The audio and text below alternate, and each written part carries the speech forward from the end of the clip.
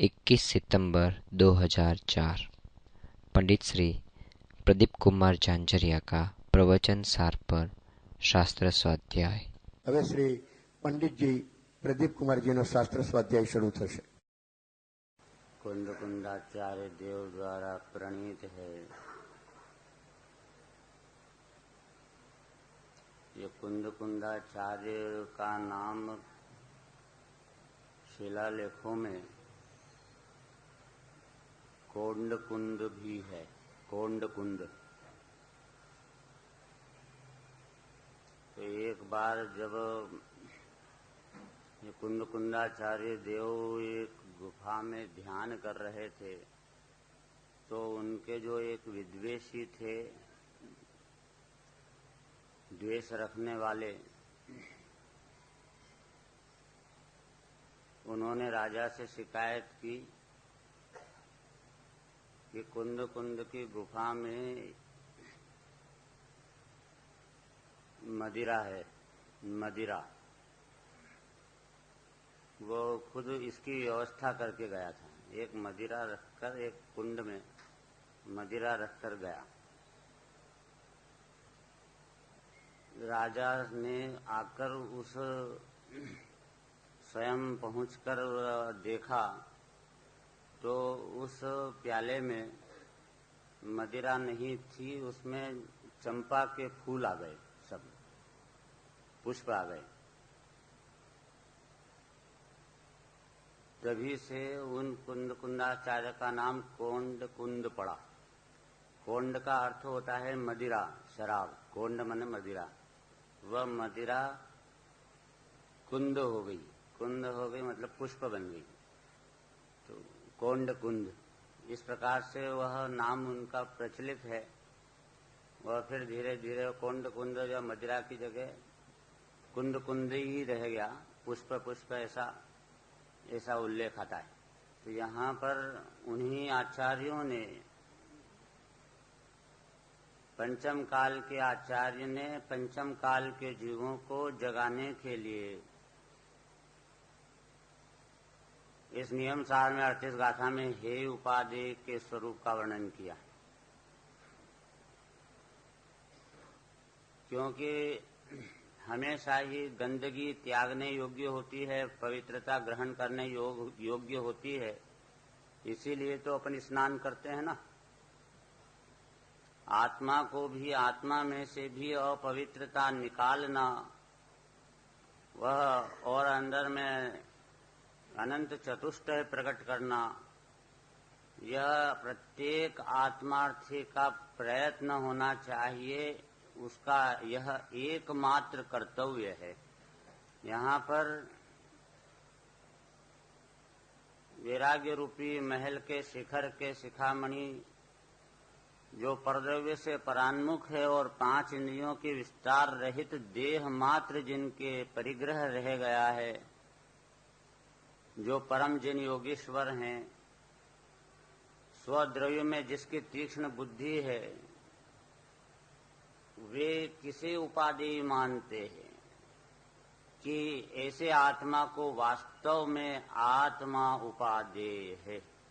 वास्तव में उसने अपनी आत्मा को उपादेय किया है।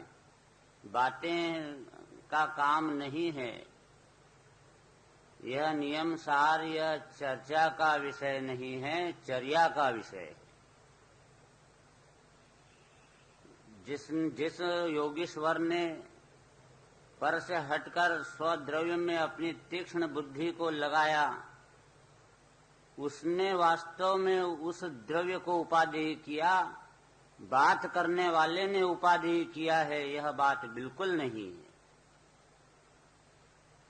बात तो छोड़ दो, पर जो विकल्पों में गोखते हैं निरंतर, मैं शुद्ध हूँ, मैं बुद्ध हूँ,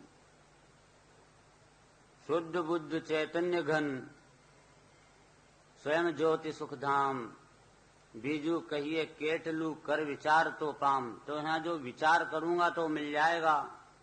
तो विचार ये तो पूर्व में आते हैं, उसका मना नहीं है। विकल्प भी आते हैं, वाणी में भी आता है, सुनने में भी आता है, सुनाने में भी आता है। परंतु उससे कोई आत्मा उपादेय नहीं हो जाता, ग्रहण नहीं हो जाता। ग्रहण तो वास्तव में उन्होंने किया है कि जो कि सारे परद्रव्य से परान्मुख हो गए और अपनी तीक्ष्ण बुद्धि को त्रिकालीय ध्रुव में लगा दिया, जोड़ दिया, वहां पर वो उपादेय हुआ, यानी ग्रहण हुआ। बुद्धि अंदर ज्ञायक में जोड़े ही नहीं, और मैं ज्ञायक हूं के विकल्पों में अपनी बुद्धि को लगाए रखे, तो ऐसी बुद्धि वह तो दुर्बुद्धि है, उसका कोई फायदा ही नहीं है। वह तो सुबुद्धि ही तब कहलाएगी कि वो उस शुद्ध हूं के अशुद्ध विकल्पों से अलग हटकर शुद्ध जो द्रव्य वस्तु सत्ता मौजूद है उसमें अपने उपयोग को एकाग्र करते हुए, उसका अनुभव करते हुए उसमें प्रतीति करे कि यह द्रव्य है सो मैं हूं, यह द्रव्य है सो मैं हूं, द्रव्य है सो मैं हूं। वहां उसे आत्मा उपादेय होता है। पर वो जो आत्मा उपादेय हुआ, मैंने ग्रहण हुआ, इस जगह ग्रहण हुआ, वैसा वह आत्मा क्या चीज है, कैसा है आत्मा? ये तो ग्रहण किसे हुआ वो वाली बात बताई परम जन योगीश्वरों को। अब वह जो आत्मा वास्तव में उपादेय है, वह उपादेय आत्मा का स्वरूप क्या है, इसका हम निश्चय करते हैं। कि ओदेक आदि चार भावांतरों से अगोचर होने से जो द्रव्य कर्म, भाव कर्म और नो कर्म उपाधि से जनित विभाव गुण पर्यायों से रहित है। समझ में आया ना? गजब बात बता रहे हैं। पहले नास्ति से बता रहे हैं और अवस्थी से बताएंगे बाद में। अभी नास्ति से बता रहे हैं।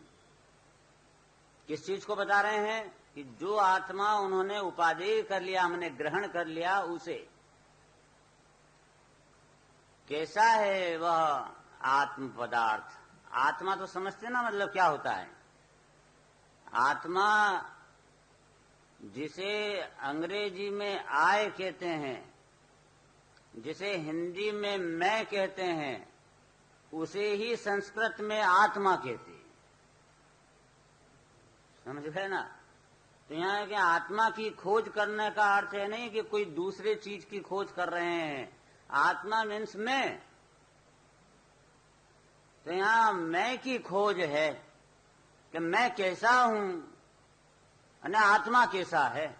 जिसे उपादेय किया है उसने, जीव ने, वो मैं को उपादेय किया है। क्योंकि प्रत्येक द्रव्य अपने अंदर में अनंत शक्तियों को समेटे होता है, गुण वृंद होता है, गुणों का भंडार होता है, वह कोई खाली खोखला नहीं होता। समझ में आया ना? जैसे कहा है मैं गुण भेद से भी भिन्न हूं, तो मैं गुण भेद से भिन्न हो का अर्थ कि गुण से शून्य होकर के खाली हो गया हूं। तो कोई आत्मा का नाम खाली डिब्बा नहीं है, अपितु यह भर चक एक वस्तु है। कोई भी वस्तु इस विश्व में 6 ही प्रकार के द्रव्य अपने अनंत शक्तियों के साथ रहते हैं और अनादि से अनंत काल तक की पर्याय स्वाधीनता से करते हैं। वह कोई भी परमाणु का भी पड़ोसी द्रव्य, अन्य परमाणु, वह उस पहले वाले परमाणु के अंदर किसी भी पर्याय के उत्पन्न करने में अकिंचित कर है, कुछ भी नहीं करता है। इसीलिए तीसरी गाथा में कहा प्रत्येक द्रव्य अपने में रहने वाले अनंत गुण चक्र को तो चुंबन करते हैं, पर द्रव्य को कदाचित ग्रहण नहीं करते। इस प्रकार विश्व में विरुद्ध अविरुद्ध भाव से इस विश्व को टिकाए रखते हैं। विरुद्ध और अविरुद्ध भाव का अर्थ क्या है? सारे 6 द्रव्य विरुद्ध अविरुद्ध भाव से इस विश्व को टिकाए रखते हैं। देखो, विश्व को टिकाने में एक द्रव्य, सब द्रव्य मिलकर टिका रहे ना विश्व को। अरे ऐसा अर्थ नहीं है, ये ऐसा अर्थ है उसका कि प्रत्येक द्रव्य विरुद्ध और अविरुद्ध। तो विरुद्ध तो है उत्पाद व्यय, उत्पाद से व्यय विरुद्ध है और व्यय से उत्पाद विरुद्ध है, वो आमने सामने है। लेकिन ये जो ध्रुव है, उत्पाद व्यय ध्रुव में जो ध्रुव्य है वह ध्रुव्य अविरुद्ध है, उसके आमने सामने कोई नहीं है। जो उत्पाद हुआ उसका तो विरोधी है व्यय, जो उस उत्पाद का नाश कर देगा। समझ में आया ना? उत्पाद का व्यय हो जाएगा, विरुद्ध है। पर पारिणामिक भाव का या ध्रुव्य का कौन विरोधी है इस जगत में? जो तो अनादि अनंत अपनी सत्ता को लिए हुए विराजमान रहेगा। प्रत्येक द्रव्य में ऐसा ध्रुव अविरुद्ध और उत्पाद व्यय विरुद्ध इस प्रकार से रहेंगे। और ये जो ऐसी व्यवस्था है सहज स्वाभाविक प्राकृतिक नेचुरल, वह व्यवस्था और उसे कोई चैलेंज नहीं कर सकता। और वह व्यवस्था है, इसीलिए ये सारा विश्व टिका हुआ है, अन्यथा यह विश्व नष्ट हो जाता। उत्पाद व्यय ध्रुवत्व वाली अगर शक्ति नहीं होती वस्तु में तो यह विश्व का नाश हो जाता। और यह आज विश्व बना हुआ है उसी बल पर बना हुआ है कि सर्व द्रव्य अपने अपने में रहकर अपना अपना कार्य कर रहे हैं और कोई द्रव्य किसी द्रव्य का कार्य नहीं कर रहा है। इसलिए यहाँ भी जब 6 द्रव्यों में स्वतंत्रता है तो मैं एक आत्मा ही ऐसा मिला कि जो परतंत्र हो गया हूँ। अरे मैं भी स्वतंत्र हूँ, मेरे में भी अनंत गुण हैं, मेरे में भी विरुद्ध अविरुद्ध भाव हैं। तो जो मैं अविरुद्ध भाव वाला परम पारिणामिक भाव, यह तो मैं हूँ और ये मेरी ये किरणें उत्पन्न होती रहती हैं, वे पर्याय हैं। ये जिस प्रकार के दीपक के अंदर से प्रकाश निरंतर उत्पन्न होता ही रहता है, तो जैसे प्रकाश और दीपक का संबंध है उसी प्रकार यह उत्पाद व्यय का ध्रुव के साथ संबंध है। द्रव्य और पर्याय का यही संबंध। द्रव्य तो दीपक है और पर्याय उसका प्रकाश। तो इस प्रकार द्रव्य सूर्य रहेगा, सूर्य की किरणें होती रहेंगी। कौन पैदा करेगा उन किरणों को? वे पृथ्वी प्रकाशित होती है सूर्य की किरणों से। तो क्या पृथ्वी उस सूर्य की किरणों को उत्पन्न कर देती हैं कि वह सूर्य की किरणें सूर्य में से आती हैं कि पृथ्वी में से आती हैं? इसे ज्ञेय को जानने वाला जो ज्ञान है वह ज्ञान ज्ञेय में से आता है कि ज्ञायक में से आता है। लेकिन इसे ऐसा लगता है कि ये ज्ञेय में से ज्ञान हो रहा है, यही तो मिथ्यात्व है। लेकिन वो ऐसा मानने वाला जो ज्ञेय के आश्रित जीवन जीता है, वह समझता है कि ज्ञेय मेरे ज्ञान में है, वह कभी भी अपने इस परम पारिणामिक भाव रूप शुद्ध आत्म तत्व को उपाधि नहीं कर सकता। और जब तक उपाधि नहीं करता तब तक उसे सम्यक दर्शन हो नहीं सकता। और सम्यक दर्शन तो मोक्ष महल की पहली सीढ़ी है। करना तो यही पड़ेगा। कहने साहब मेरे को थोड़ा कठिन लगता है, अगरू लागे छे, सेला होना चाहिए, सेला। अरे प्रभु, सरलता और कठिनता कुछ होती ही नहीं है। 2 विद्यार्थी थे, वहां से निकल के कॉलेज में से परीक्षा देकर बाहर आए। अब एक ने ये कहा कि आज का यार पेपर, भैया दोनों मित्र मिलते हैं ना, आज का पेपर बड़ा कठिन था यार, बहुत कठिन था। इतने में तीसरा आया, अरे आज तो गजब हो गया, इतना सरल पेपर था। अब बोलो ये पेपर जो आया था वो सरल था कि कठिन था? क्या है इसकी परिभाषा सरलता और कठिनता की? अरे जिसे समझ में आया, जिसने समझने की कोशिश की, जिसने अभ्यास किया, उसके लिए सरल। और जिसने पढ़ा ही नहीं, सुना ही नहीं, समझने की चेष्टा ही नहीं की, उसके लिए कठिन। वह चीज न कठिन है न सरल है। आपने ईमानदारी से कभी द्रव्य गुण पर्याय को पहचानने का प्रयत्न किया है क्या? शांति से बैठकर इसका विचार विवेक पूर्वक शांत होकर कीजिए तो सर्व आत्मिक ज्ञान के सिद्धांत का रस पीजिए। ऐसे सिद्धांत के रस को पीने के लिए शांत चित्त से बैठकर मैं कौन हूं ऐसा विचार करने के लिए आप एक क्षण भी बैठे क्या? और अगर नहीं बैठे हैं तो कठिन लगना स्वाभाविक है, और अगर यह प्रयत्न करना चालू कर दो तो यह सब बातें सरल है। और क्योंकि इन बातों के अलावा दूसरी बात किस काम की है नहीं, और इस बात को तू छोड़ देगा तो सम्यक दर्शन नहीं होगा। क्योंकि सम्यक दर्शन का विषय एक ही होता है, एक होए तृण काल में परमारथ को पंथ। समझ में आ गया ना? एक पंथ होता है, दो पंथ नहीं होते कभी भी। समझ में आया? ज्ञेय रूप आत्मा के अवलंबन से सम्यक दर्शन हो जाए और ध्येय रूप आत्मा के अवलंबन से भी सम्यक दर्शन हो जाए, ऐसा नहीं होता है। वह एक ही विषय एक होए तृण काल में परमारथ को पंथ। ताले में चाबी एक तरफ घूमेगी तो ही खुलेगा, दूसरी तरफ घुमाएगा तो खुलेगा ही नहीं। एक ही तरीका होता है, दूसरा तरीका ही नहीं होता है। यह चैतन्य द्रव्य का अनुभव वह एकदम शुद्ध परम पारिणामिक भाव के अलावा उसके अंदर उपयोग को मिला करके और ज्ञान प्रधान बनाकर फिर उसका ध्यान करेगा तो नहीं होगा। वह उपयोग को अलग हटा के, उपयोग को जो पर्याय है उसे अलग हटाकर और उपयोगी में उपयोग को लगाकर इस प्रकार से ध्यान प्रकट होगा और सम्यक दर्शन होगा। तो यहाँ कहा कि वह जो आत्मद्रव्य है ओदेकाधिक चार भावांतरों से अगोचर है, अर्थात वह आत्मा की प्राप्ति, वह आत्मा का ग्रहण, गोचर माने जानने में आना, वह किससे होगा? औपशमिक भाव से होगा कि छायोपशमिक भाव से होगा कि छायिक भाव से होगा कि औदैहिक भाव से होगा? आत्मा का ग्रहण कौन से भाव से होगा? ऐसा इसे लगता है कि औपशमिक से होगा, साहब औपशमिक नहीं होगा तो सम्यक दर्शन नहीं होगा। प्रथमोपशम सम्यक दर्शन होगा, उसमें आत्मा ग्रहण हुआ। यहां कह रहे हैं चार भावांतरों से अगोचर है, अगोचर है।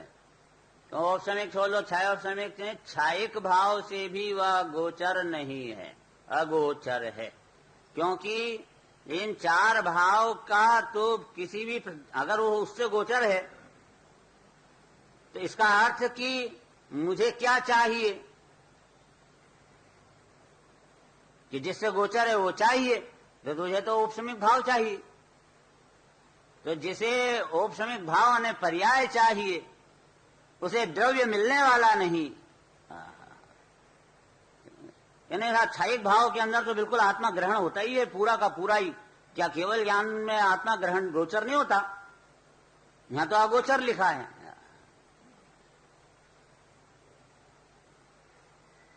छायिक भाव हो चाहे केवल ज्ञान ही क्यों न हो, अगर उससे आत्मा ग्रहण होता है का अर्थ तुझे केवल ज्ञान चाहिए तो उससे आत्मा ग्रहण होएगा। समझ में आया ना? औपशमिक भाव से ग्रहण होता है तो तुझे क्या चाहिए? औपशमिक भाव, जिससे कि मैं आत्मा ग्रहण करूंगा। आ रहे ना बात समझ में? छायोपशमिक भाव में आत्मा ग्रहण हो रहा है तो छायोपशमिक भाव पहले प्रकट करो, फिर आत्मा उस छायोपशमिक भाव से आत्मा को ग्रहण करो। यही अर्थ निकलता है यदि इन परिणामों से आत्मा ग्रहण होता है। अरे परिणामों के द्वारा ग्रहण नहीं होता है, परिणामों को छोड़कर ग्रहण होता है। कितना बड़ा अंतर है, जमीन आसमान का अंतर है। मैं इस परिणाम से आत्मा को ध्याऊंगा, इस परिणाम से आत्मा को ध्याऊंगा, इसका अर्थ कि ऐसा परिणाम होगा तो आत्मा मेरे को मिलेगा। इस प्रकार तू पर्याय में ही बैठा है, पर्याय में बैठकर द्रव्य देखना चाहता है, वह कभी भी नहीं मिलेगा। तो पर्याय के सिंहासन से, पर्याय के गधे से उतरकर चैतन्य के सिंहासन पर बैठ जा, तो औपशमिक छायोपशमिक छायिक भाव प्रकट होते हैं। क्या बात कह रहे हैं? कहाँ हमें बैठना है? सिंहासन पर बैठकर आदेश दो। समझ गए? तुम चपरासी की जगह पर बैठकर और सिंहासन पर बैठने वाले को आदेश दोगे तो क्या काम, वो आपकी बात मानेगा, सुनेगा? चैतन्य भगवान ये दर्शन नहीं देता है, सुख नहीं देता है, शांति नहीं देता उसको, कि जो उस पर्याय की तरह में बैठकर और द्रव्य से अपेक्षा रखते हैं। अरे तू मांगने वाला है ही नहीं, सुख मांगने वाला नहीं, सुख भोगने वाला नहीं, अकर्ता और अभोक्ता है। अकार्यम वेदयम च, अकारक हूं अवेदक हूं। वो सत्ता का आवेदन कैसे होगा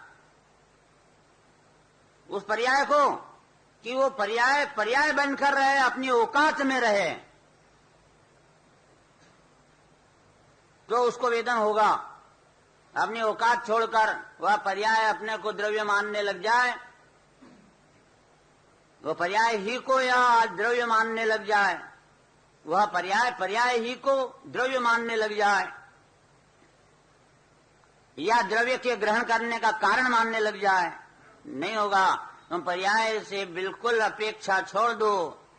पर्याय की करना उपेक्षा और द्रव्य की करना अपेक्षा, तब जाकर द्रव्य अनुभूति में प्रकट होता है, और इसके अलावा कोई तीन काल में अन्य उपाय नहीं है।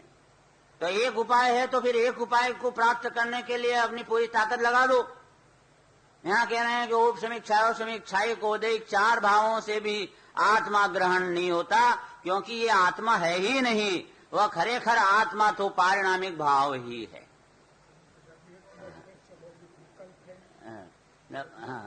अपेक्षा वो भी विकल्प है। तुम्हारा विकल्प है तो विकल्प में अपने को विकल्प से कोई एलर्जी नहीं है। वो द्रव्य निरपेक्ष है। इस प्रकार द्रव्य निरपेक्ष है, वो अनादि अनंत निरपेक्ष है। मैं अनादि अनंत निरपेक्ष ही हूं, निर्विकल्प ही हूं। खूब विकल्प चल रहे हो तो चलते रहे, चलेंगे ही। वो तो भूमिका में ऐसा तो है नहीं कि नहीं चलेंगे। मैं द्रव्य हूं ऐसे विकल्प तो चलते रहेंगे, पर उससे, इस विकल्प से आत्मा ग्रहण नहीं होगा। तो समझे ओप समीक्षायिक भाव प्रकट हो जाएंगे, उससे आत्मा ग्रहण होगा, उससे भी नहीं होगा। तो इन पर्याय का आश्रय छोड़ दे। त्रिकाली द्रव्य ध्रुव है विद्यमान, बिना पर्याय के ग्रहण करे बिना भी वह भगवान ही है। इस प्रकार वह भगवान उसकी पर्याय के अंदर प्रकट होता है। इसके अलावा अन्य न मंत्र न तंत्र इस जगत में और कोई इसका उपाय नहीं है। चलो, आपने विकल्प वाली बात बोल दी। अपने क्या नाम है, किशोर भाई ने। तो विकल्प भी अपन समझ लें थोड़ा सा। विकल्प समझने के लिए अपने को निर्विकल्प समझना पड़ेगा। और ये निर्विकल्प 4 प्रकार का होता है। निर्विकल्प 4 प्रकार का होता है। बहुत बड़ा घोटाला होता है निर्विकल्प के अंदर में। क्या ये निर्विकल्प शब्द आया तो कभी क्या बोलते हैं और कभी क्या बोलते हैं का घोटाला होता है मन में। तो पहले तो ये विकल्प जो होते हैं वे 2 प्रकार के, एक ज्ञानात्मक विकल्प और एक चारित्र गुण की विकारी पर्याय रूप विकल्प।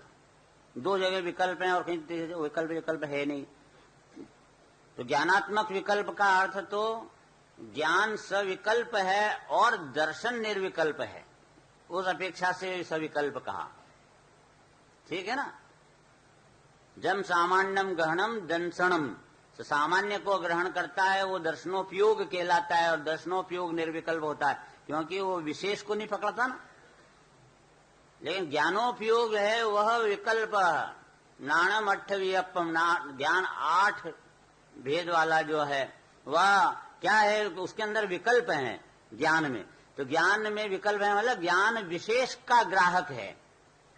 तो विशेष अर्थात ये अन्य अन्य जीव पुद्गल उसकी एक पर्याय भेद कर करके वह ज्ञान ग्रहण करता है।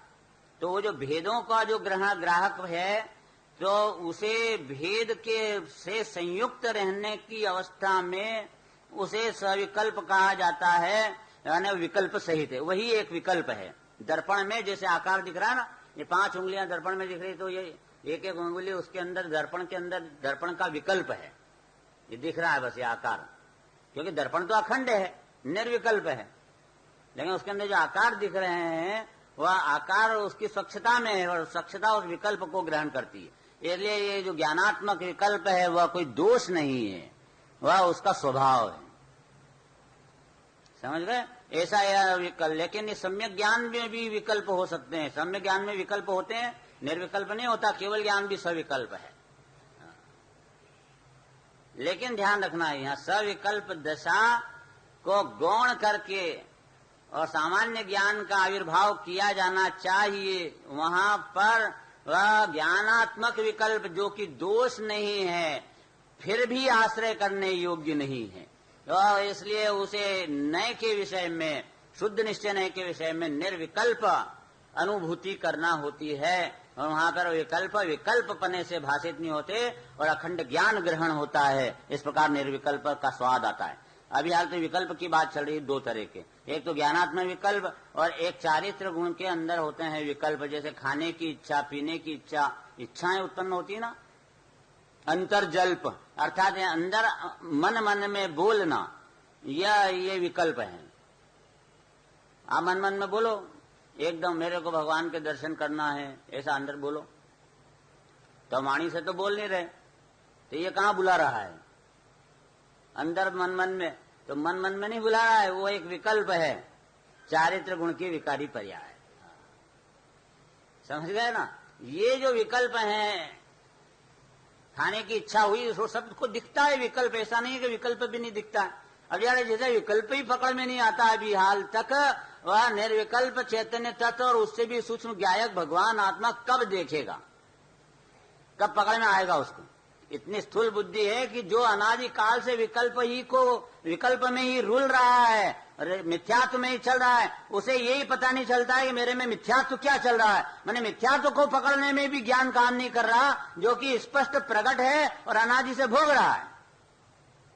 तो कितना स्थूल ज्ञान होएगा उसका समझ लेना।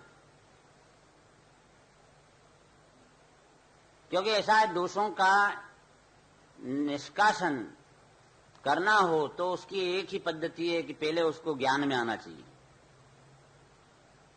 बिन जाने छोड़ा नहीं जा सकता दोष को। जैसे कि पैर में कांटा चुभ जाए और थोड़ा अंदर चला जाए और दिखाई नहीं दे रहा, तो आप निकाल सकते हो उसको? नहीं निकाल सकते ना। दोष दिखेंगे तो फिर खैर नहीं है, बाहर कर दिए जाएंगे, पर पहले दोष तो दिखें। इसको कहते हैं आश्रव का ज्ञान। कोई भी डॉक्टर होता है, कोई आया पेट दुख रहा है, भाई मेरा पेट बहुत दुख रहा है, तो ये सीधा ऑपरेशन कर देगा क्या? कि एक्सरे कराओ? वो उसे मालूम पड़ेगा कि इस जगह यहां पर यह गठान है, वह पता लग जाए, बराबर पॉइंट नजर आ जाएगा, तो फिर खैर नहीं है, ऑपरेशन करके निकाल दिया जाएगा। दोष जब तक पकड़ में नहीं आएंगे ज्ञान में, उसे हटाया नहीं जा सकता। ऐसे यहां पर अपने अंदर खुद में क्या चल रहा है, परिणाम में मिथ्यात्व क्या है, कषाएं क्या हैं, ये दोष है या अंदर पकड़ में ही ना आवे खुद के, जो कि मिथ्यात्व से युक्त हो रहा है, कषायों से युक्त हो रहा है, फिर भी नहीं पता लग रहा उसको, तो फिर ऐसी स्थिति में वह कब मिथ्यात्व को निकाल सकेगा, उसका ऑपरेशन कब कर सकेगा? इसलिए पहले दोषों को अच्छी तरह से पहचानो कि मेरे में दोष क्या है। इसका नाम है कि आश्रव और बंध की पहचान करो 7 तत्वों में। इसीलिए 7 तत्वों में आश्रव बंध का भी स्वरूप का जानने का, निर्णय करने का कहा गया।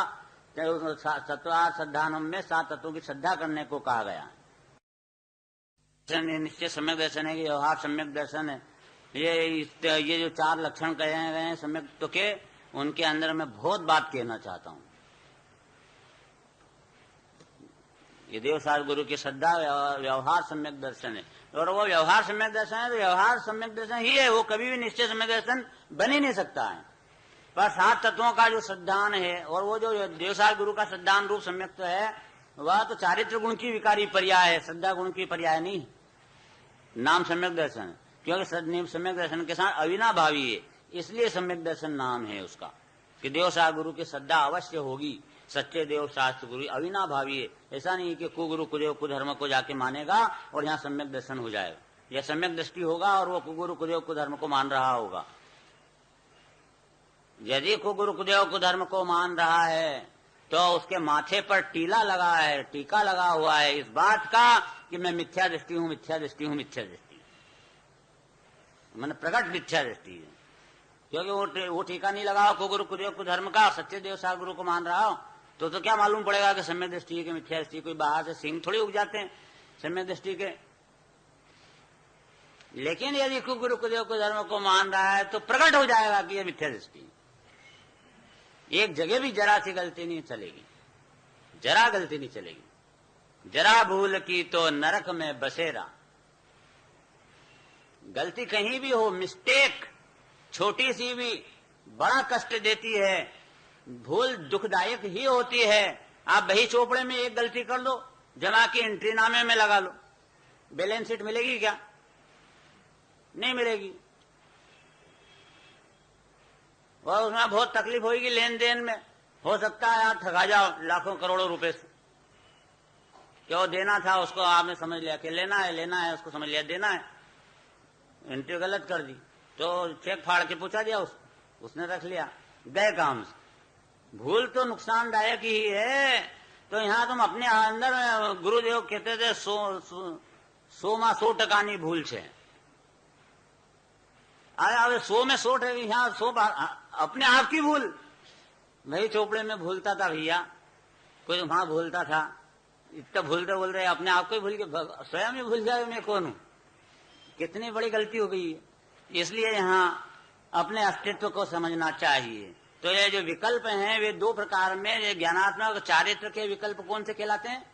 चारित्र के जो विकल्प हैं वे सब इच्छा के रूप में या मन में उच्चारण करें। अंतर्जल्प, जल्प माने बोलना, तो अंतर्जल अंदर में विकल्प जो उत्पन्न होते हैं सब विकल्प हैं चारित्र गुण के विकारी पर्याय।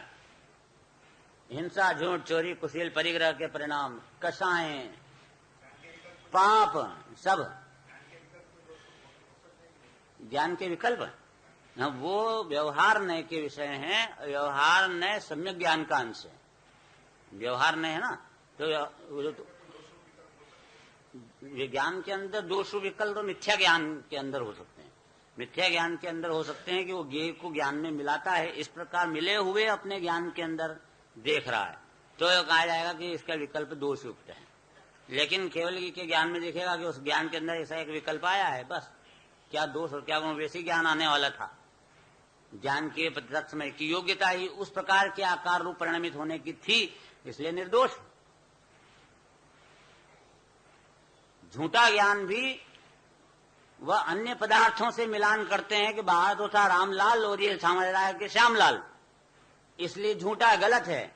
लेकिन वो गलत नहीं है, क्योंकि उसे तो श्यामलाल पने का ही ज्ञान का उघाड़ आने वाला था तत्समय की योग्यता से। इसलिए वो ज्ञान की बजाय जिस समय जैसी होने वाली वैसी हुई, और उसमें राग मिश्रित नहीं है, इसलिए निर्दोष है। जिस समय दृष्टि अपने ज्ञान को शुद्ध ज्ञान समझता है हमेशा, और मिथ्या दृष्टि अपने ज्ञान के अंदर ज्ञेय मिलाता है, इसलिए अशुद्ध ज्ञान कहा जाता है। लेकिन जब उसे उसी मिथ्या दृष्टि को ये उपदेश है कि तेरा ज्ञान भी शुद्ध है, क्योंकि तेरे अंदर कोई मिला ही नहीं है, तो उसको शुद्ध कैसे कहा जाएगा यदि अगर उसका ज्ञान न शुद्ध हो जाए? तो ज्ञान की पर्याय तो उसकी भी शुद्ध है, जो कि मिथ्या ज्ञान रूप परिणमित हो रहा है। ज्ञान में त्रिदोष हैं, संशय, विपर्यय, अनध्यवसाय, यह त्रिदोष हैं।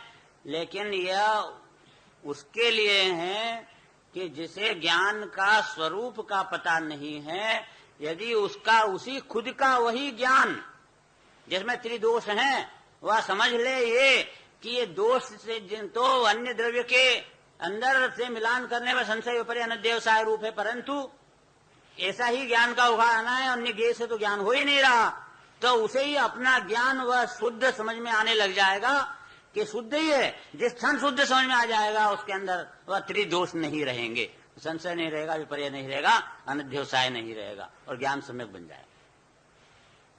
अब ये बात रही कि और विकल्पों को, ज्ञान के विकल्पों में दोष कैसे बोले जा सकते हैं? इस रूप में बोले जा सकते हैं कि व्यवहार नय से प्रयुक्त ज्ञान, व्यवहार नय से प्रयुक्त ज्ञान, जिसमें कि आत्मानुभूति नहीं होती, संभव नहीं, इसलिए उसे दोष कहा। लेकिन फिर भी वो निर्दोष है। क्यों? क्योंकि वह ज्ञेयाकार रूप परिणमित ज्ञान व्यवहार नय से वह अन्य ज्ञेय के विकल्प रूप है, तब वह विकल्प रूप है। व्यवहार नय से का मतलब क्या हुआ कि व्यवहार नय सम्यक ज्ञान का अंश है। नय किसको होते हैं? सम्यक ज्ञान में होते हैं कि मिथ्या ज्ञान में? सम्यक ज्ञान में। तो प्रमाण ज्ञान, सम्यक ज्ञान, तो उसके जो बेटे हुए पुत्र नय, निश्चय नय, व्यवहार नय, तो वे भी पिता जैन है तो बेटे भी जैन होंगे ना, बेटे जैन हो जाएंगे। ऐसे ही यहाँ यह ज्ञान है तो ज्ञान के दो बेटे निकले प्रमाण ज्ञान के, नय, व्यवहार है, निश्चय नय। तो प्रमाण ज्ञान, सम्यक ज्ञान, तो उसके बेटे भी सम्यक ज्ञान नहीं होंगे कि मिथ्या ज्ञान हो जाएंगे? तो व्यवहार नहीं भी सम्यक ज्ञान ही है, समझ गए? इसीलिए इसी कारण से सम्यक दृष्टि जब निश्चय भाव से नहीं प्रवर्त पाता तब उस काल में व्यवहार नय से प्रवर्तता है, और यहाँ से बढ़ता सम्यक ज्ञानी नाम पाता है, मिथ्या ज्ञानी नाम नहीं पाता है। भगवान की भक्ति पूजा करते हुए भी सम्यक ज्ञानी रहता है, मिथ्या ज्ञानी रहता है क्या? तो व्यवहार नय में प्रवर्तना सम्यक ज्ञान के अंश हुआ कि नहीं हुआ? ऐसी बात है। अब अपन 4 तरह के निर्विकल्प बोलना चाहते हैं कि 4 तरह के निर्विकल्प। एक निर्विकल्प तो अनादि अनंत निर्विकल्प है, जैसे वास्तव में वह अविकल्प है, जिसे आत्मा को कहा त्रिकाल निर्विकल्प, द्रव्य उसको। एक पॉइंट है, फिलहाल 3 और बचेंगे। निर्विकल्प कहाँ आता है उसकी बात चल रही है ना भैया। तो ये नंबर 1 निर्विकल्प। ऐसे अविकल्प ज्यादा उपयुक्त है उसके लिए, लेकिन निर्विकल्प भी आता है, अविकल्प के अंतर्गत ही आता है। अब अविकल्प और निर्विकल्प में क्या अंतर है, ये तो यहाँ तो हर बात समझाना पड़ेगी, क्योंकि यह जीव इन सब जिन धर्म के शब्दों से अननोन है, अपरिचित है। अब क्या करें?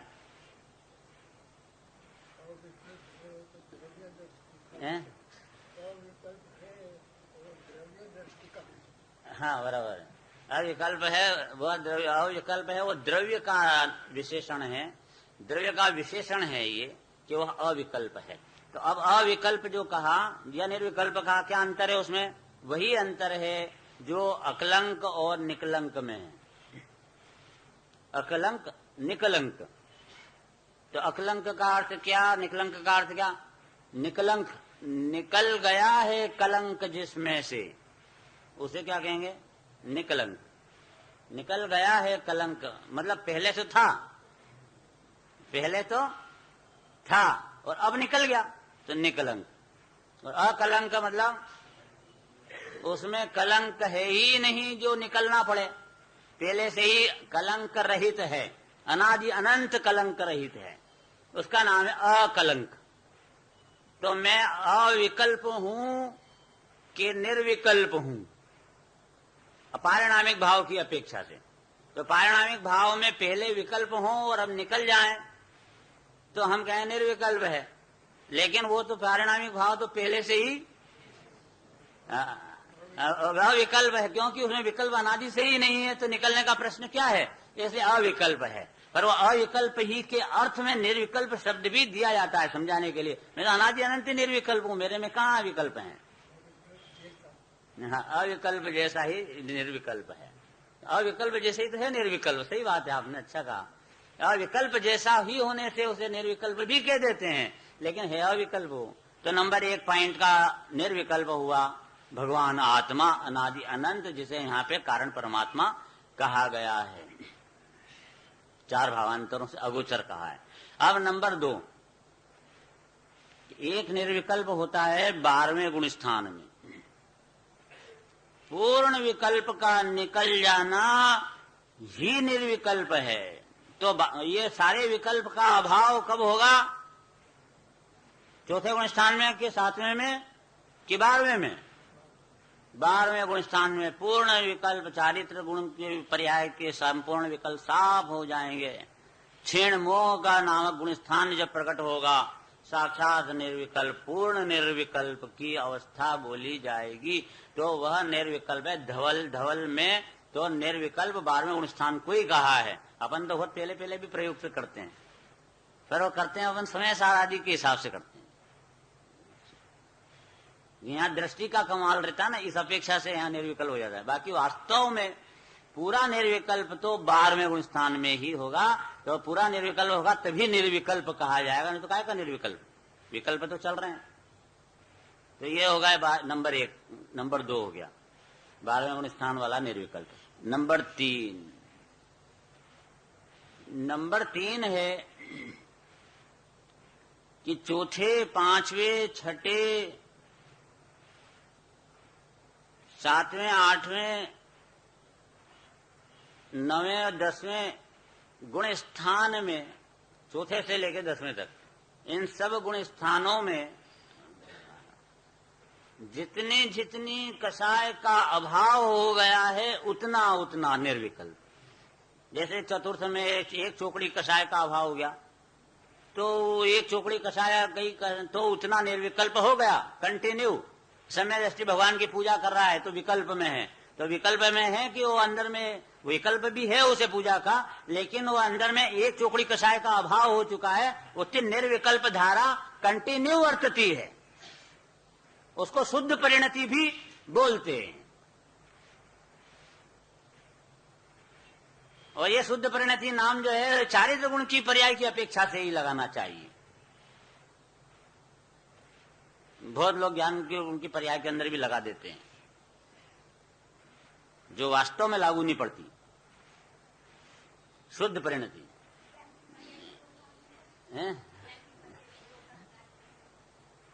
ज्ञान की पर्याय में ऐसा हुआ कि कोटा में आए थे लालचंद भाई, तो मैंने उनसे कहा था कि साहब ये ज्ञान की पर्याय के अंदर भी आप चारित्र गुण की पर्याय में जैसे 2 भाग होते हैं कि एक राग धारा, एक वीतराग धारा, 2 धारा, एक धारा दूसरे धारा को अड़ती नहीं और दोनों के षटकारक न्यारे न्यारे। ऐसे ही क्या ज्ञान में एक स्व को जानने वाली, एक पर को जानने वाली 2 धारा चलती है क्या?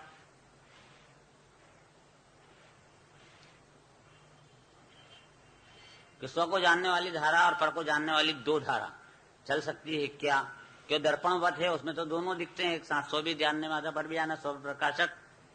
एक ही धारा में स्व प्रकाशक है कि वहां 2 धारा, स्व को जानने वाली धारा और पर को जानने वाली धारा 2 है।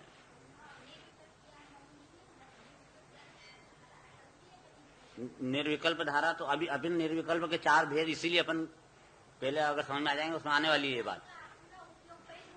हाँ, वो उसमें ये 4 भेद जो कहेंगे ना हम अभी हाल निर्विकल्प के, तो उसमें जो चौथा अभी हाल आने वाला है भेद, उसमें ये वाली आपकी बात आएगी। क्योंकि अपन जब निर्विकल्प समझ में नहीं आएगा जब तक कि कितने तरह का होता है, तो वो कहाँ न कहाँ फिट करता रहेगा, चाहे जहां वो निर्विकल्प को। और फिर इसमें शास्त्र में से अर्थ नहीं निकलता है, या फिर बात नहीं बैठती है शास्त्र के अनुसार, फिर अपनी बात अलग दिखने लग जाती है, स्पेशल दिखने लग जाती है। और स्पेशल बात कोई जैन धर्म में होती नहीं है। अनादिकाल का मार्ग है, अनादिकाल से जो परंपरा चल रही है वही चलती है, अपनी मन की नहीं चल सकती, चल ही नहीं सकती।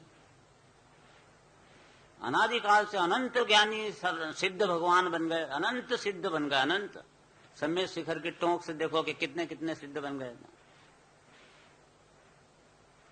ऐसा जो लगेगा उन टोक में 99 करोड़ 99,99,999 इतने जीव इस टोक से मोक्ष गए, उन सबका अर्घम निरूपांति स्वाहा। इतने खोड़ा खोड़ी, इतने खोड़ा खोड़ी, इतने खोड़ा, इनको अर्घम निर्वाण। तो ऐसा लगेगा कि भैया सब लोग सारे जीव मोक्ष चलेगा, मैं अकेले इस दुनिया में मूर्ख बच गया हूं। कैसे बच गया हूं? कब से वे सुख भोग रहे हैं, मेरे जैसे जीव अनादिकाल से अनंत सुख भोग रहे हैं, और मैं उनके ही जैसा जीव होने पर भी अनादिकाल से दुख भोग रहा। लानत है मुझ पर। ऐसा अंदर में भाव आएगा तब जाकर के वो कुछ जागृत होकर अपने आत्म कल्याण में प्रवर्तेगा, नहीं तो क्या प्रवर्तेगा? ढीले ढच को आत्म उपलब्धि होती है क्या? अरे यार ठीक है, सोए तो सोई पड़े हैं, खाए तो खाई जा रहे हैं, उसमें सुख मान रहे हैं। क्षेत्र पे गए तो कमरा ढूंढ रहे हैं, बस वहां जिनवाणी प्रवचन चल रहे हैं, उसकी कोई परवाह नहीं। बहुत सारे ये होते हैं कि क्यों भाई साहब पंच कल्याणक में गए थे? हाँ गए। शिविर में आए थे कि हाँ आए थे। कैसा लगा शिविर? अरे साहब गजब भोजन व्यवस्था तो गजब की थी यार। अरे यार भैया तो भोजन अनादिकाल से खाता आ रहा है और उसकी व्यवस्था देख रहा है, वहाँ ये बोलता है तो हमें ज्यादा खुशी होती है कि वहाँ प्रवचन में ये वाली बात बहुत बढ़िया आई थी। तो तेरा शिविर में अटेंड करना अकेलाया, भोजन करना कोई भोजनालय में थोड़ी गया था, बारात में थोड़ी गया था जो कि वहाँ पे भोजन अच्छा है ये देखने। यहाँ तो सारी दुनिया से लक्ष्य हटा के आत्म कल्याण के लिए हम गए थे। तो वहाँ पर मेरे को आत्म कल्याण का यह पॉइंट बहुत गजब का लगा, जिससे कि साक्षात अनुभव जी के लिए मैंने प्रयत्न भी किया, तब जाकर के हमने शिविर अटेंड किया, ये माना जाएगा। यहाँ पर हम 4 प्रकार के विजय विकल्प बता रहे हैं, तो उसमें तीसरे नंबर का चल रहा है कि जितने जितने कषाय का अभाव हुआ है उतना उतनी शुद्ध परिणति नाम पाएगा। ठीक है, वह शुद्ध परिणति नाम पाएगा और उसे ही वही शुद्ध परिणति को निर्विकल्प कहेंगे, क्योंकि विकल्प मिट गया ना, अनंतानुबंधी का विकल्प मिट गया चारित्र गुण की विकारी पर्याय में। तो अनंतानुबंधी का मिट गया तो उतना मिट गया, उतना निर्विकल्प हो गया, वो स्थायी निर्विकल्प, स्थायी निर्विकल्प। चौथे प्रकार का जो निर्विकल्प है उसमें चारित्र गुण की विकारी पर्याय, उसमें से कोई कटिंग नहीं करना है, वो विकल्प विकल्प की जगह मौजूद है, जो प्राप्त है विकल्प उपलब्ध है, 3 चोकड़ी कसाय के या 2 चोकड़ी के या 1 चोकड़ी जो उपलब्ध है, वो विकल्प में उपयोग नहीं टिकाता और वो विकल्प को विकल्प में रखकर, विकल्प मिटाकर नहीं, विकल्प को विकल्प में रखकर खुद वहां से हट जाता है, उपयोग हटा लेता है और परम पारणामिक भाव में उपयोग जोड़ता है। तो विकल्प चल भी रहा है उधर, लेकिन हमें पता नहीं लगता, क्योंकि हमने उपयोग लिया, इधर बहनें बैठी है, इधर हमने उपयोग लगाया, इधर उपयोग लगाया, तो इधर भाई साहब दिखने लगे, भाई साहब दिखने लगे तो बहन दिखाई नहीं दे रही, नहीं दिखाई दे रही है बस, क्योंकि उपयोग तो एक ही जगह रहेगा। तो ज्ञायक में उपयोग लगाया तो उधर से विकल्प से उपयोग हट गया, विकल्प होने पर भी वे ज्ञान में प्रतिभाषित नहीं हो रहे और वे जीव उसका विकल्प का दुख का स्वाद नहीं लेता हुआ आत्मा के अवलंबन से अतीन्द्रिय आनंद का स्वाद लेने लगा। इस प्रकार वह विकल्प विकल्प में रह गए और ये निर्विकल्प वेदन कर रहा है। इसका अर्थ है ये चौथे नंबर का निर्विकल्प। इसको सरल शब्दों में आप बोलें या सबको परिचित शब्दों में बोलें तो उसका नाम है शुद्धोपयोग, शुद्धोपयोग वाला निर्विकल्प, एक शुद्ध परिणति वाला निर्विकल्प, एक पूरा विकल्प खत्म हो जाए ऐसे 12वें स्थान वाला निर्विकल्प, और एक त्रिकाली ध्रुव भगवान आत्मा को कहा निर्विकल्प। इतने अब हम इसमें से कौन से विकल्प मिटाने में समर्थ हैं? विकल्प मिटा दो, सबसे बढ़िया बात है। हे अमृत, निर्विकल्प अमृत है, साक्षात अमृतम पिबंती। वह जो विकल्प को मिटाता हटाता है और आत्माश्रित होकर, चाहे वो नए के विकल्प ही क्यों न हो, एव मुक्त्वा नए पक्षपातम स्वरूप गुप्ता निवसन्ति नित्यम विकल्प जाल च्युत शांत चित्तास्तयो साक्षात अमृतम पिबंती। सारे विकल्प के जाल, यही विकल्प जालम च्युत शांत चित्ता, विकल्प जाल से च्युत होकर जो शांत चित्त में रह जाता है वह शांत चित्त वाला साक्षात अमृत पीता है। इसमें क्या संदेह है? ये अमृत पीने का अधिकार मुझे है, आत्मा हूं मैं, कोई जड़ नहीं हूं, अचेतन नहीं हूं। और यदि मेरे अधिकार है तो उस अधिकार को मेरे को प्राप्त करना चाहिए, उसका फायदा उठाना चाहिए। अधिकार भी है और मैं भिखारी की तरफ हूं तो फिर ये कैसा अधिकार? यहाँ कहा कि 4 भावांतरों से अगोचर होने से जो कारण परमात्मा, क्या ये मैं बात आपकी जो है करूंगा बराबर बाद में, 2 धारा की, ज्ञान की 2 धारा की, बहुत अद्भुत है। और वो तो स्वपर प्रकाशक के बोल बताएंगे हम, तो उसमें ये सारी बात रहेगी। स्वपर प्रकाशक 5 प्रकार का है। स्वपर प्रकाशक स्वपर प्रकाशक 5 प्रकार से स्वपर प्रकाशक।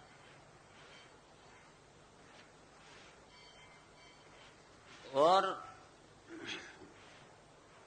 वो जो है 4-5 प्रकार से मैं नाम बताता हूं आपको। एक तो अज्ञानी मिथ्या दृष्टि का स्वपर प्रकाशक। नंबर 2, एक सम्यक दृष्टि जब बहिरुपयोग में हो, उपयोग बाहर हो, उसका आत्म ध्यान में न हो, उपयोग बाहर हो, तब का स्वपर प्रकाशक। एक सम्यक दृष्टि जब आत्म ध्यान में हो, उपयोग अंदर आत्मा में ही हो, तब भी स्वपर प्रकाशक है। ऐसा तो नहीं अकेला स्वप्रकाशक है। उस काल का स्वपर प्रकाशक क्या है? नंबर 4, षट कारक से उत्पन्न होने वाली ज्ञान की एक समय की पर्याय, जो षट कारक से उत्पन्न होती ना, उस पर्याय का स्वतंत्र अस्तित्व है। मतलब षट कारक से बोल दिया, मतलब द्रव्य से भी नहीं और पर से भी नहीं, और स्वतंत्र अस्तित्व है। उसके लिए स्वपर प्रकाशक क्या? क्योंकि स्व तो है ही नहीं उसके लिए। स्व तो पारिणामिक भाव होता है ना, पारिणामिक भाव स्व है ही नहीं उसके लिए, क्योंकि षट कारक से बोल रहे हैं हम। तो खुद ही खुद के लिए स्व है, और उसके लिए स्वपर प्रकाशक क्या?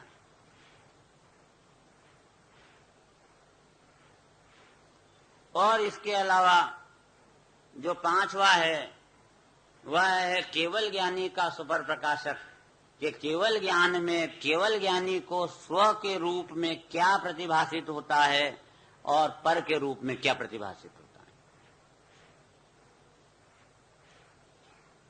इतने आप भेद स्वपर प्रकाशक समझ लोगे तो सब किसी प्रकार का विवाद नहीं देने वाला है।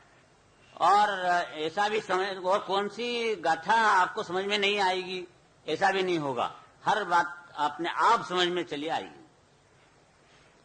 नहीं, ऐसा थोड़ी कोई बात की कोई जिनवाणी चल रही है और हमको समझ में नहीं आ रही है। ऐसा वस्तु का स्वरूप ही नहीं है। वस्तु का स्वरूप यही है कि समझ में जरूर आई। वो तो अभी हाल चारों ही 5 ही समझ में नहीं आए, मैं ये मानता हूं, क्योंकि कल उसको समझाना बाकी है। और उसके भेद प्रवेदास्त्र से नाम आपको बताए हैं, नाम बताए हैं, समझा ही नहीं है बिहार, तो समझ में कैसे आएंगे।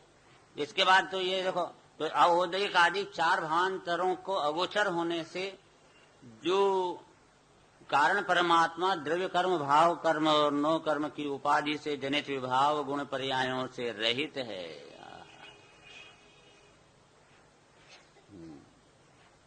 मैं औपाधिक भावों से भिन्न हूं, पर तुम औपाधिक भाव से भिन्न, तो औपाधिक भाव कौन से हैं? कर्मजनित। तो कर्मजनित मतलब कर्म की उपाधि से हुए, तो वे कौन से भाव? तो औदैहिक भाव को तो आपने अनंत बार सुना होगा कि ये औपाधिक हैं। राग द्वेष के भाव क्या है? उपाधि वाले भाव हैं। आत्मानुभूति वाले भाव तो समाधि वाले भाव हैं। समाधि है तो उपाधि थोड़ी है। हमेशा हमेशा से सुने है कि नहीं चंदू भाई? ये रागादि भाव हैं, ये उपाधिक भाव हैं, ये तो सामान्य कथन है, सब दुनिया जानती है। उपाधि तो समझते हो ना, जैसे कि किसी के द्वारा प्रदत्त हो, पर के द्वारा प्रदत्त हो, उसे उपाधि कहते हैं। जैसे कॉलेज ने आपको दे दिया कि आप जो है एम काम की उपाधि से आपको मंडित कर दिया, तो वो किसने दिया है एम काम की उपाधि? कॉलेज ने दिया आपको, तो आप उस उपाधि से मंडित हो गए। वो उसने जो दी है उस चीज से आप उपाधि वाले हुए, समाधि वाले नहीं हुए, ध्यान रख लेना। ये जितने जितने वो है, आप इंजीनियर हो, डॉक्टर हो, वकील हो, व्यापारी हो, ये सब उपाधि है, एक भी समाधि नहीं है इसमें। अरे वो तो उपाधि नहीं अंदर, क्योंकि परिणाम जो अंदर हो रहे हैं खाने के, पीने के, 5 इंद्रिय के विषय भोग के, आहार भय मैथुन परिग्रह के, ये जो परिणाम उत्पन्न होते हैं ये सब उपाधि हैं। क्यों उपाधि हैं? कि ये कर्म के द्वारा प्रदत्त है। चारित्र मोहनीय कर्म के उदय से ये राग उत्पन्न हुआ। आप क्या समझ रहे थे? मैं राग कर देता हूं, दूसरे पे मकान पे राग मुझे आया, मैंने किया। अंदर चारित्र मोहनी का जो कर्म का उदय आया, उसके निमित्त से राग हुआ। वो तो वैसा होना ही होना है यदि वहां जुड़ान पर में है तो। कौन किस क्वालिटी का राग हो, ये राग आपके हाथ में नहीं है। जुड़ान करना आपके हाथ में, उसके बाद जुड़ान के बाद राग रूप तो परिणमित होना है। कैसा राग आना है? जैसा मोहनीय का उदय है तैसा आना है। आपकी इच्छा होगी चलो मंदिर चल के हम भगवान की भक्ति करने लग जाएंगे और ये हो जाएंगे, तो आपने खुद इच्छा करके यहाँ आ गए, चाहे जब, ऐसा नहीं होता। आपकी ज्ञान में भावना भी है कि मैं जल्दी जाऊं करूं, फिर भी नहीं होता, क्योंकि उस समय चारित्र मोहनी में आपका अपने बच्चे के लाड़ में ध्यान ज्यादा जा रहा है। वो चारित्र मोहनी का उदय ऐसा है तीव्र कि कसाय तीव्र रहेगी, भगवान की भक्ति करने आएगा कैसे? मंद उदय आएगा तो मंदिर आने का भाव होगा अपने आप ही। और जब मंदिर आए तो टोडरमल जी के शब्दों में वो टाइम को तू वेस्ट, वह टाइम मत बिगाड़ना। वह जो टाइम है मंद कसाय का काल, उसमें अपना कार्य साधेगा तो सध जाएगा। तो मंद कसाय से नहीं सधेगा, मंद कसाय के काल में अपना कार्य साधना चाहेगा तो सध जाएगा।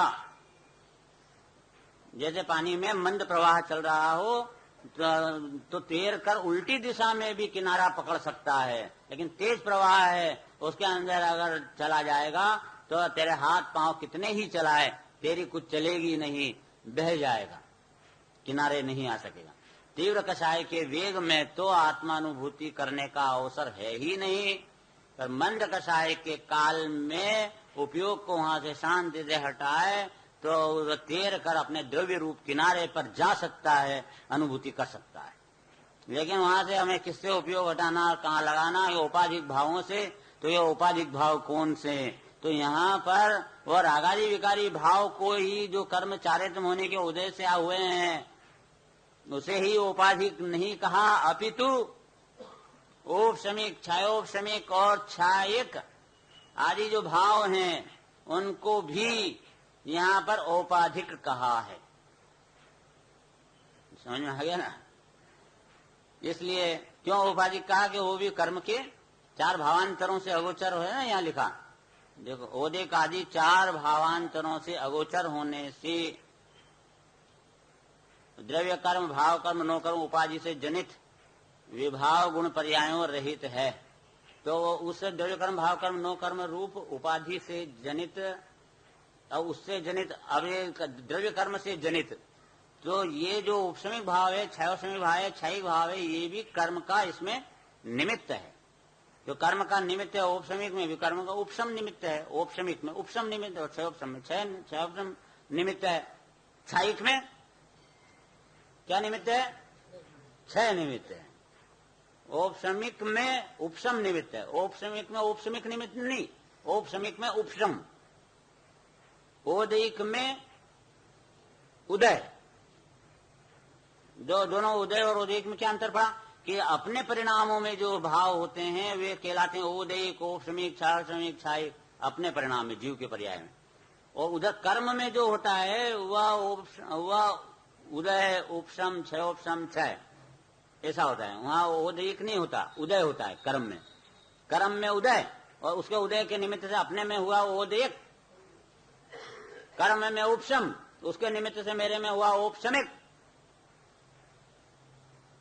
तो सब समझना पड़ेंगे अपने को। उपशमिक, औपशमिक, क्षायी को भावो मिश्रश जीवस्य स्वतत्वम औदिक पारिणामिक च। यह जो पांच भाव हैं जीव के, वह समझना चाहिए। एक भाई साहब से पूछा कि बोलो साहब, पांच भाव, अपने भाव कौन से, अपना माल क्या? साहब ये मेरा दुकान है, ये